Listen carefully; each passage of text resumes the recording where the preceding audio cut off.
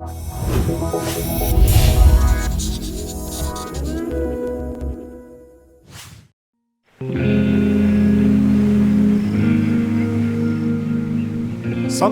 a new technology comes along and it has the capability to transform how we view our world.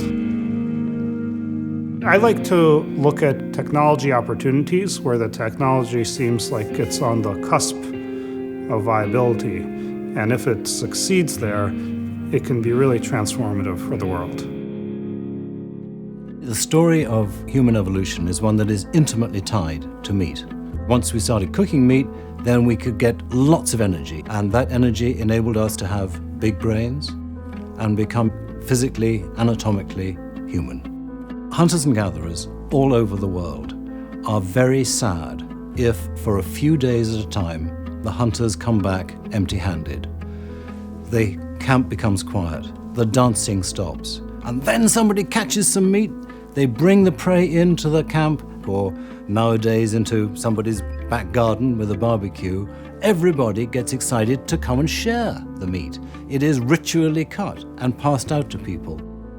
We are a species designed to love meat. Feeding the world is a complex problem. I think people don't yet realize what an impact meat consumption has on the planet. We have a vision in our minds of, there's this pristine farm, it's got a couple cows, a couple chickens, but that's not actually how meat gets produced today. 70% of the antibiotics used in the United States now are not used on people, they're used on animals in agriculture because we keep them in such inhumane, overcrowded conditions. When you see how these cows are treated, and certainly something I'm not comfortable with. If you eat a lot of meat, you're 20% more likely to have a chronic disease like cancer or heart disease, just because of the fat and what's in the fat. 18% of our greenhouse gas emissions come from meat production. We're also using something like 1,500 gallons of water to produce just 1 pound of meat. Meat takes up about 70% of our arable lands. There's no question that if we were able to shift more of our land into intensive fruit and vegetable production, we'd be able to feed a lot more people a lot healthier diet. With the global population growing from 7 billion to 9 billion people, by 2050, the demand for meat will double.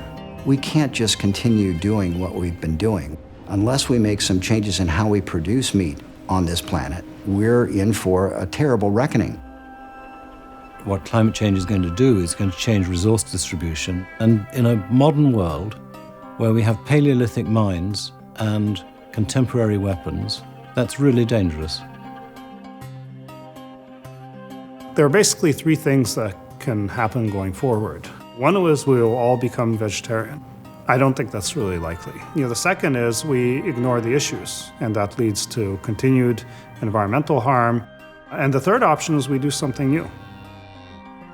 Meat is muscle from an animal. By our technology, we actually are producing meat. It's just not in a cow. I'm a physician, and I do mostly cardiovascular research, making tissues, especially blood vessels, for bypass grafting. The stem cell techniques are very useful for growing beef. We take a few cells from a cow, muscle-specific stem cells that can only become muscle. There's very little that we have to do to make these cells do the right thing. They divide by themselves, and if we provide those anchor points, the future tendons, they will self-organize into muscle. So a few cells that we take from this cow can turn into 10 tons of meat.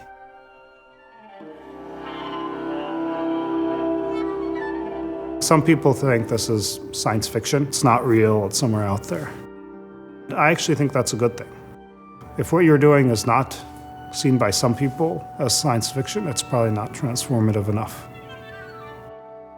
It's really just a proof of concept right now. We're trying to create the first cultured beef hamburger. From there, I'm optimistic we can really scale by leaps and bounds. 20 years from now, if you enter the supermarket, you would have the choice between two products that are identical. One is made in an animal. It now has this label on it that animals have suffered or have been killed for this product. And it has an eco tax because it's bad for the environment. And it's exactly the same as an alternative product that is being made in a lab. It tastes the same, it has the same quality, it has the same price or is even cheaper. So what are you going to choose? From an ethical point of view, it has only benefits. The more we're aware of how this whole system fits together, I think the more interest there is on the part of consumers in a completely different system altogether. Meat consumption was part of the human species. It's been fantastically beneficial for us. And now, by some horrendous irony, it's become part of a system that threatens our species. We have to do something about it.